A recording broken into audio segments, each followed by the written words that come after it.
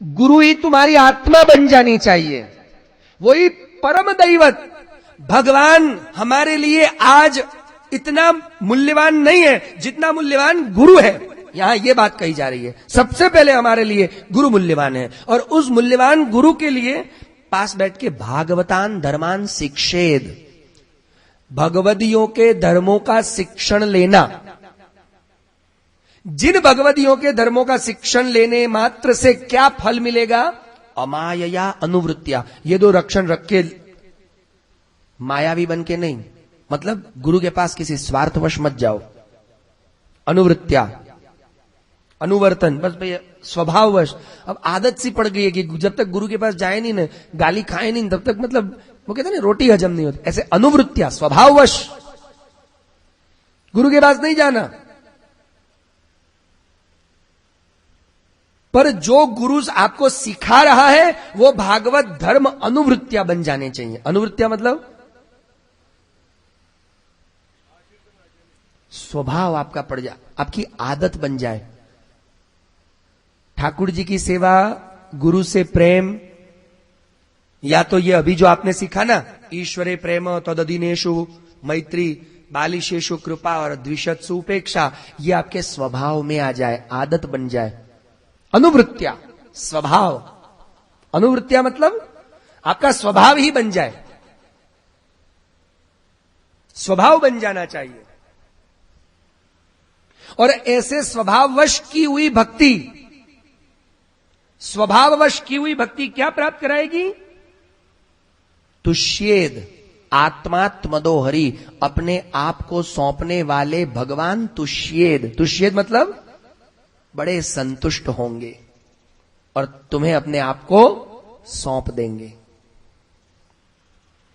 तो किसके पास हमें शरणागति करनी है?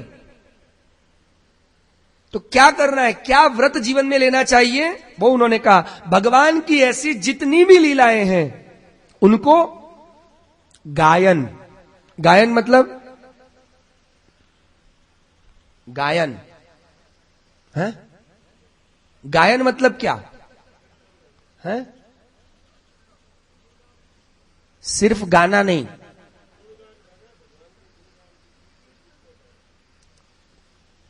गायन का मतलब है जो ऊंचे स्वर से गाया जाए। देखिए गायन तो इसको भी कहेंगे ना, ये भी गायन है, पर ये गुनगुनाना है। अब मैं आपको भाषा पढ़ाऊं ये तो अच्छी बात नहीं है ना, भाषा विज्ञान है ये। तो गायन शब्द की व्याख्या है उच्च स्वरेण। श्री महाप्रभु जी की टीका बड़ी अद्भुत है और ये बात यहां भी कह रहे हैं।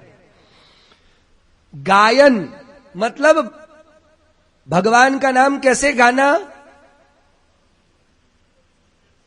श्री कृष्ण शरणम, ऐसे नहीं, श्री कृष्ण शरणम मम, श्री कृष्ण शरणम मम, श्री कृष्ण शरणम मम, जय श्री कृष्ण शरणम मम, श्री कृष्ण शरणम मम, श्री कृष्ण शरणम मम, श्री कृष्ण शरणम मम, जय श्री कृष्ण शरणम मम।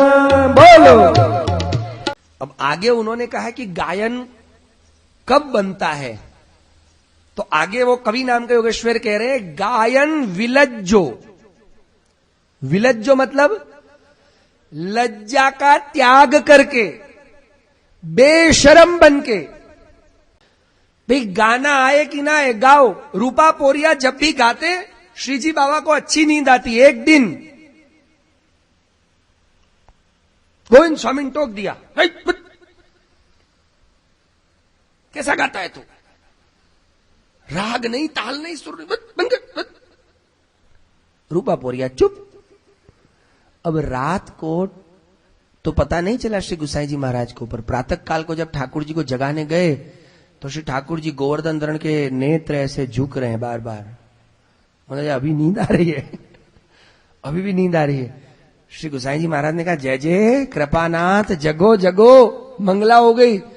बोले आंख तो खोलो प्रभु, दूध अरोगो। दूध अरोगी, आंख खोली तो ओह एकदम लाल रक्त सूजे, मतलब भाई आदमी नहीं सोता है तो लाल लाल हो जाते हैं, भारी भारी हो जाते हैं, से भरे भरे मदमाते प्रभु के नेत्र भारी देखे। श्री गोसाई जी ने पूछा क्या बात है? बोले महाराज रात को किसी ने लोरी नहीं गाई। किसने लोरी नहीं गाई? बोले रूपा पोरिया ने लोरी नहीं गाई। रूपा पोरिया को बुलाया, भाई तूने लोरी क्यों नहीं गाई? श्री गोसाई जी ने ये नहीं पूछा कि लोरी क्या थी, बोले गाई क्यों नहीं ये बता तू। वो बोलता है महाराज क्या करूं? गोविंद स्वामी ने टोक दिया। गोविंद स्वामी को बुलाया, इधर आओ। टोका क्यों? बोले महाराज इसका आवाज तो देखो भैंसासुर राग में गाता है, मतलब इतनी भारी आवाज है। रात को मैं अपनी कुटिया में सो रहा था, मेरी नींद उड़ गई। गोविंद स्वामी कहते मेरी नींद उड़ गई, ऐसी आवाज, और न सुर न लय न ताल, कुछ नहीं। श्री गोसाई जी कहते हैं तूने सुर देखा, लय देखा, ताल देखा, इसका भाव और प्रेम नहीं देखा। ठाकुर जी को वो भाव प्रेम चाहिए, सुरताल नहीं चाहिए। आज हम लोग समाज के डर से, सोफिस्टिकेटेड बनने के चक्कर में, डिसिप्लिन होने के चक्कर में, जब तक ये सब आपके दिल में है, डिसिप्लिन है, शिष्टाचार है, तब तक भक्ति का आचार नहीं आ सकता। शिष्टाचार दिमाग में आप देखो, भक्तों ने कभी शिष्टाचार देखा है? उनको पता ही नहीं शिष्टाचार विष्टाचार क्या होता है। मीराबाई पागल होके घूम, शादीशुदा औरत पागल होके घूम रही है, शिष्टाचार है? इस एंगल से देखो तो, मीराबाई की कथा को इस एंगल से देखो, ये कोई शिष्टाचार है यार? न पति की सेवा कर रही है, न सास की सेवा करना, ससुर की सेवा, और बस एक तानपुरा लेके बिना कैसे गंदे गोबरे कपड़े, फटे पुराने कपड़ों में सड़क पर नाच रही है, घूम रही है, कोई शिष्टाचार है? पर नहीं, उन्हीं को भगवान मिलते हैं, उन्हीं को भगवान मिलते हैं जिनके मन में कृष्णाचार है, शिष्टाचार नहीं। जिनके मन में दुनिया का आचरण नहीं है, प्रभु का प्रेमाचरण है। हमारे दिल में प्रेम कम, बाकी सब ज्यादा होता है। और इसीलिए कहा गायन, सबसे पहली बात है हरि के यश का गान। पर कैसे करना? विलज्जो, विलज मतलब लज्जा छोड़ के उच्च स्वरेण। फिर कहा विचरेद, आप हरिस्थान में भी रहें, मतलब गुरु के पास रहें। हरिस्थान मतलब क्या? अब ये समझ में आ रहा है, गुरु के पास रह करके करना क्या? गुरु के पास रहना क्यों? गायन सीखने के लिए। गायन कब सीखा जाए? गायन मतलब प्रभु के गुण गाना उच्च स्वरेण। पर आप प्रभु के गुण कब गा पाओगे? जब पहले आप प्रभु के गुणों को सुनोगे, प्रभु के गुणों को जानोगे। भाई आप गायन कब गाओगे? जब आपने गायन सुना हो। ये फिल्मों के गीत आप कब गाते हो?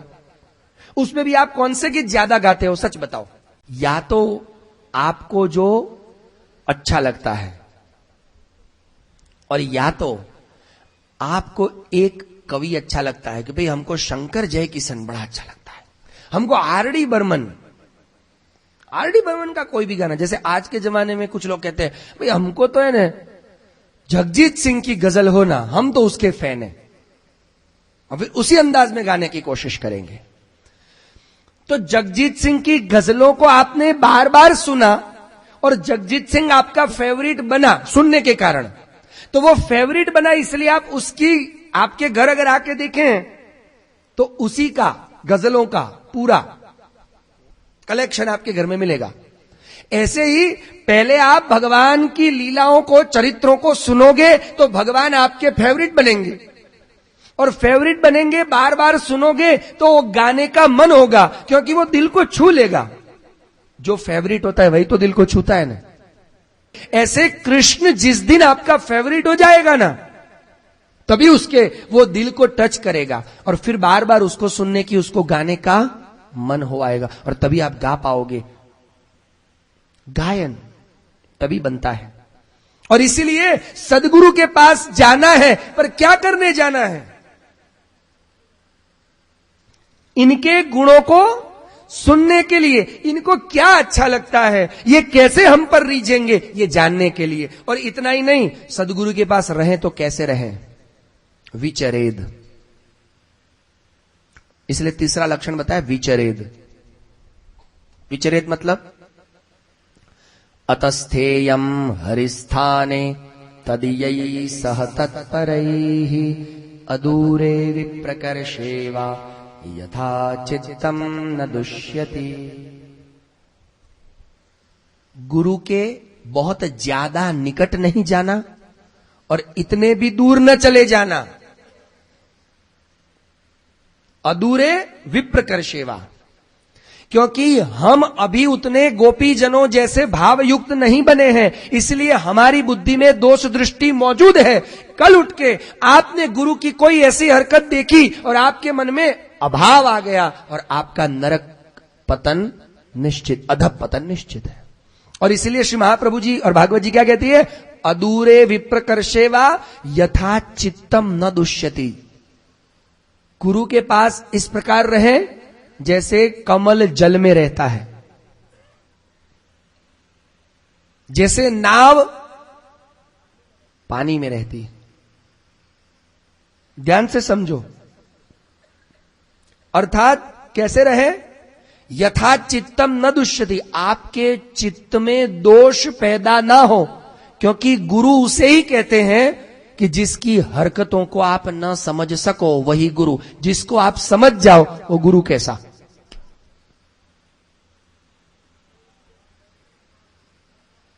उसकी हरकतें ऐसी होंगी कुछ अजीब सी, जिसे कहेंगे ना अजीब सी। मुझे कल ही हमको ले गए थे चांपासनी, वो नाम तो मुझे नाम भूलने की बड़ी बीमारी है। कौन ले गए थे हमें, नाम क्या है उनका, अच्छा नाम नहीं ले सकते, ऐसा है। हमारा जहां मुकाम है,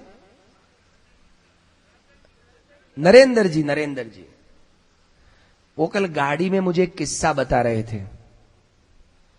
हम गाड़ी में जा रहे थे तो गाड़ी में किस्सा बता रहे थे। उन्होंने बताया कि उनके कोई मित्र हैं जो किसी गुरु को जानते हैं, यहीं उनका कोई आश्रम भी रास्ते में बताया मुझे।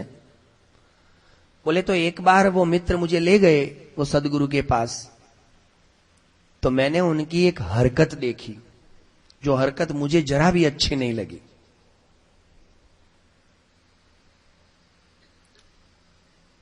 वो सदगुरु, नाम तो सदगुरु का भी भूल गया मैं, पर वो किस्सा मुझे याद है, तो नरेंद्र जी से ही पूछना पड़ेगा।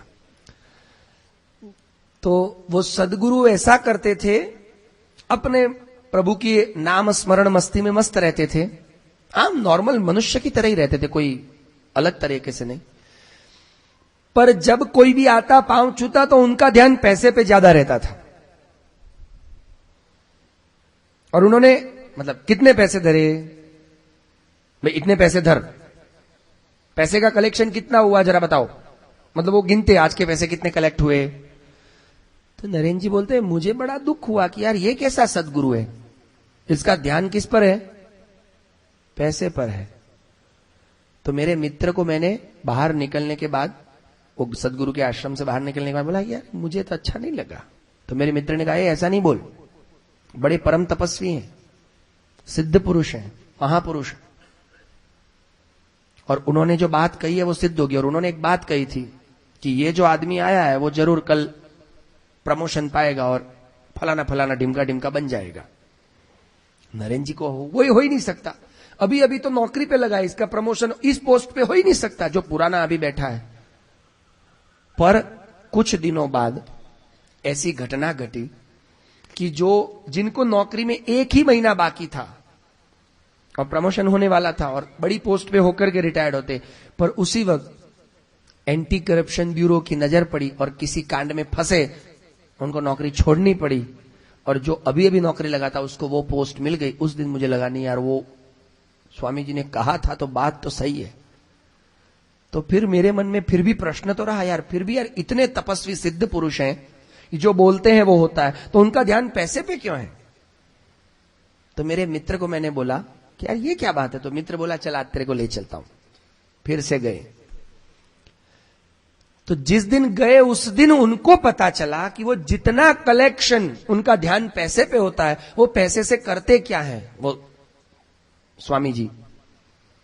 वो पैसे का उनके अंदर उनको पैसे से सरोकार नहीं है। उनको जितनी जरूरत होती है उतना लेते हैं, बाकी का सारा पैसा यहां से नजदीक में बाड़मेर और जो छोटे छोटे गांव हैं, वहां के जो गरीब लोग हैं उनकी व्यवस्था के लिए वहां उन्होंने अलग अलग मंदिर छोटे छोटे बनाए, हनुमान जी का मंदिर, ये मंदिर, और वहां लोगों को मतलब खाना खिलाना है, किसी को पढ़ाना है, उसी में ही पैसा जा रहा है। उनके अंदर उनको कोई मतलब नहीं। तब मुझे लगा नहीं, इनका पैसा भी लोक कल्याण के लिए, उनके लिए तो वो लेते ही नहीं, वो तो एक ही जगह बैठे रहते, प्रभु का नाम लेते रहते। आपको बात समझ में आ रही है? अब सदगुरु का कभी कभी ऐसा भी होगा कि आपको समझ नहीं आएगा कि उसका ध्यान पैसे पे क्यों है। वो आप समझ जाओ तो फिर वो यार वो गुरु का आएगा, फिर तो आप गुरु की ऐसी कोई हरकतें होंगी जो आप नहीं समझ पाओगे। तो अब न समझने के कारण अगर नरेंद्र जी दूसरी बार न गए होते और उनकी ये भ्रमणा न टूटी होती, तो एक संत का उनके मन में अभाव हो जाता और शायद तीसरी बार न जाकर के अपमान कर बैठते। ऐसा ही कहीं हम न करें। श्री आचार्य चरणों की, गुरु की कोई ऐसी हरकत हम न समझ पाए और इसके कारण हमारे चित्त में दोष पैदा न हो जाए और हमारी बुद्धि न बिगड़े, क्योंकि गुरु की ऐसी हरकत होगी ही।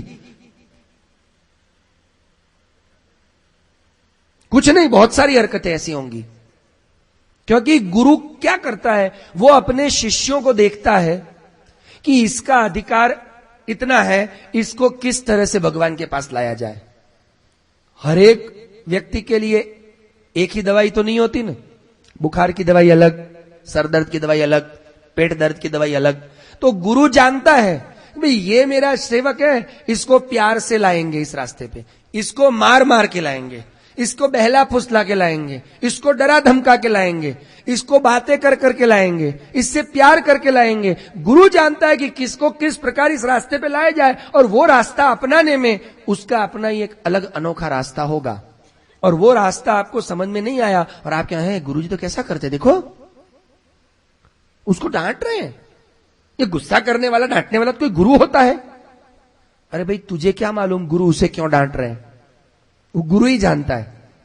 कभी कभी ऐसा हो सकता है कि किसी को गले लगा के उसके माथे पे हाथ फिरा रहे, आप लोग, हे गुरु जी ये क्या कर रहे हैं, फलाने भाई को डांट रहे थे और फलानी बहन को तो गले लगा रहे। अरे वो तेरा विषय नहीं है यार, वो उसका विषय, तू तेरा काम कर ना। बात समझ में आ रही ना आपको? श्री महाप्रभु जी का ये अगर चरित्र देखें इस बुद्धि से, देखना नहीं चाहिए पर आपको समझा रहा हूं। श्री महाप्रभु जी ने स्वयं पाकी थे। श्री महाप्रभु जी कौन थे? श्री महाप्रभु जी स्वयं पाकी। कभी भी दूसरों के हाथ का आपने अरोगा नहीं, जब तक बोतल पर विराजे अरोगा नहीं, स्वयं पाक। इवन अक्का जी, मतलब अपनी धर्मपत्नी तक को सेवा में नहीं जाने दिया। वो तो श्री अक्का जी को नवनीत प्रिया जी ने ब्रह्म संबंध दिया, तब जाकर के वो सेवा कर पाए। ये तो सब आप वार्ता जानते थे, वार्ता मुझे बताने की जरूरत नहीं है। तो श्री महाप्रभु जी स्वयं पाकी, दूसरों के हाथ से खाते न अरोगते, एक भी चीज नहीं अरोगते, दूधगर तक नहीं अरोगी। और वही श्री महाप्रभु जी रजोबाई क्षत्राणी, जबकि वो ब्राह्मण भी नहीं थी, ब्राह्मण थी, क्या थी? क्षत्राणी। उसके हाथ से अंसखड़ी लेके आई तो अरोगे। अब ये देखो विपरीत लीला है कि नहीं है? जिन्होंने कभी ब्राह्मण के घर पे, माधव भट्ट काश्मीरी के घर पे, पद्मनाभ दास के घर पे कुछ नहीं खाया, कुछ नहीं अरोगा, ब्राह्मणों के घर पे नहीं अरोगा। और रजोबाई क्षत्राणी अंसखड़ी, दूधगर भी नहीं। वार्ता पढ़ी है ना कि रजोबाई को आपने सेवक भेज के बोला कि हमको घी चाहिए, रजोबाई ने मना कर दिया। दूसरी बार आदमी भेजा, मना कर दिया। तीसरी बार नहीं भेजा, नाराज हो गए। रजोबाई उसी दिन शाम को अनसखड़ी बना के लाई। वार्ता कैसी है? रजोबाई क्षत्राणी को मालूम पड़ गया कि गुरुजी को मैंने 2 बार मना किया है, तो गुरुजी नाराज हो गए। तो गुरुजी को ज्यादा नाराज रखना ये भी पाप है, ये भी अपराध है, क्योंकि गुरु नाराज रहा तो भगवान कहां से मिलेगा। इसलिए गुरुजी को ज्यादा नाराज नहीं रखना, उनको मनाना जरूरी है। तो मनाने के लिए क्या करा उसने, शाम को आई और क्या लेकर के आई, अनसखड़ी, अनसखड़ी मतलब ठौर इत्यादि बना के लेके आई, महसूर इत्यादि। अब महसूर बनाने के लिए सबसे ज्यादा घी की जरूरत पड़ती है, आपको मालूम है? आप लोग तो ब्राह्मण हो, सब स्वयं पाकी हो, सब रसोई बनाते ही हो। 100 ग्राम अगर बेसन का महसूर बनाना हो तो 500 ग्राम घी चाहिए। तो वो महसूर बना के लेके आई, वो भी चने का, बेसन का। लो श्री महाप्रभु जी के सामने धरा, जय जय कृपानाथ, लो ये बेसन का मैसूर, चने का मैसूर रोगो। श्री महाप्रभु जी कहते हैं, पहले तो श्री महाप्रभु जी ने क्या करा, मुंह फेर लिया, जा मतलब तेरे से नाराज हूं, नाराजगी दिखाई, नहीं बात करनी, कुछ बोले नहीं और मुंह फेर लिया, कुट्टी ऐसे। तो रजोबाई गुस्सा नहीं करती है, वो खुद नाराज होकर चली नहीं जाती है, वो दुखी नहीं होती है। वो तो कहती है भाई गुरु तो बच्चे जैसा होता है ना, भाई बच्चे को मनाना पड़ता है, मुंह फेर के बैठ गए तो मनाओ। तो कहती कृपानाथ ऐसा मैंने क्या कर दिया जो आप मुंह फेर के बैठे हो? श्री महाप्रभु जी फिर कहते हैं, मुंह फेर के ना बैठू तो क्या करूं, हमने 2 बार आदमी भेजा, घी मंगवाया, तूने घी क्यों नहीं दिया? तो बोले महाराज आपके बाप का श्राद्ध था, आपके बाप का श्राद्ध था, उसके लिए आपके घर में घी नहीं था क्या? आपके घर में घी नहीं था? मेरे घर में नहीं था तो मैंने मना कर दिया। अरे तेरे घर में घी नहीं था तो ये मैसूर कहां से बनाया? श्री महाप्रभु जी क्या पूछते हैं, अगर घी नहीं था तो मैसूर कैसे बना? तो रजोबाई का जवाब देखिए, महाराज आपके लिए तो घी था और अभी भी है, आपने मंगवाया होता ना तो 1 डिब्बा नहीं 10 डिब्बे भेज देती, पर आपने क्या बोला, भाई हमारे बाप का श्राद्ध है, घी चाहिए। बोले तुम्हारे बाप का श्राद्ध तुम करो, हम क्या करें? वो कहती है मेरे घर में ठाकुर जी के लिए घी था, जैसे महाप्रभु जी ने कहा ना मेरे घर में तो ठाकुर जी के लिए घी है, इसलिए बाप के श्राद्ध का घी तेरे घर से मंगवाया। अगर तुम्हारे घर में ठाकुर जी के लिए तो मेरे घर में किसके लिए? मेरे घर में मेरे ठाकुर और आपके लिए है। और उस वक्त आचार्य चरण ने वो अनसखड़ी अंगीकार करी। अब मुझे एक बात बताओ, जो महाप्रभु जी ब्राह्मण के घर का दूध घर नहीं अरोगते, वो क्षत्राणी की बाई के हाथ का अनसखड़ी अरोगे, ये विपरीत लीला है कि नहीं है? हाँ कि ना? अब आप इस दृष्टि से देखोगे तो आपको श्री महाप्रभु जी में अभाव आएगा। गुरु की हरकतें अजीब होती हैं,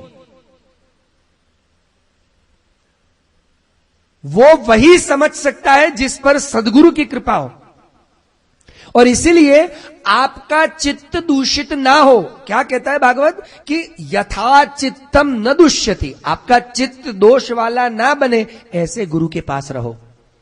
गुरु की हरकतों पर ध्यान मत दो, गुरु की आज्ञा पर ध्यान दो। गुरु कहे सो कीजिए, गुरु करे सो नहीं। और इतना ही नहीं, गुरु की हरकत कैसी है ये आपका देखने का विषय नहीं है, पर गुरु ने हमें करने के लिए क्या कहा है उसी पर ध्यान होना चाहिए। गुरु जो करता हो वो करे, उसके करने पर ध्यान दोगे ना तो आप कुछ जीवन में कर नहीं पाओगे।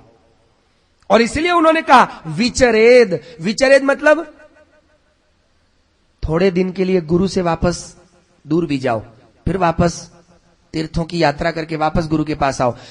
जहां जहां गुरु के साथ घूमो पर एक जगह स्थिर होकर के। विचरेद का तो और भी एक अर्थ है, पर अभी ज्यादा गहराई वाले अर्थ लेने जाऊंगा तो अभी आगे कुछ हम बढ़ ही नहीं पाएंगे। तो विचरेद का मतलब जहां जहां भक्ति का प्रवाह होता हो, मतलब किसी भगवदीय के पास, संत के पास, सदगुरु के पास, तीर्थों में, ब्रज भूमि में जाते रहिए, मंदिरों में जाइए, आप घूमिए और जाकर के क्या करिए, उस प्रेम को प्रकट करिए।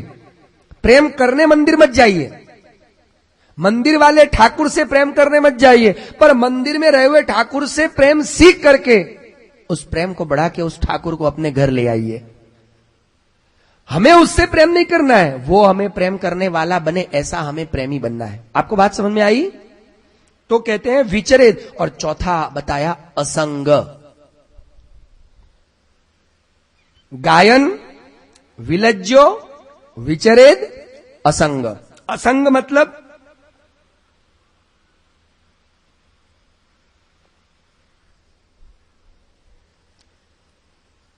जिनके संग से संसार में आसक्ति बढ़े, ऐसे लोगों का संग छोड़ देना, और जिनसे प्रभु में प्रेम बढ़े, ऐसे लोगों का संग करना, वो असंग है। जिसको सूरदास जी के शब्दों में कहें,